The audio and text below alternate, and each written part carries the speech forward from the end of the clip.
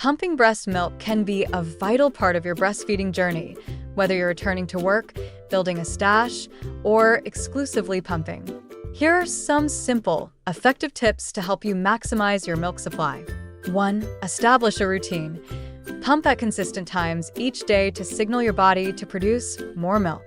Aim for 15 to 20 minutes per session, mimicking your baby's feeding schedule. 2. Optimize pump settings.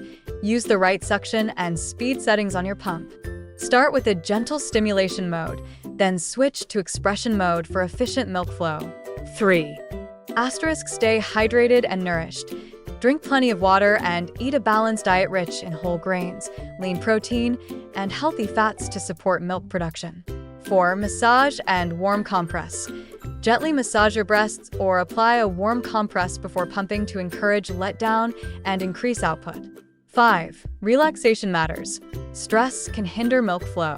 Create a calm environment and consider looking at photos of your baby or listening to soothing music while pumping.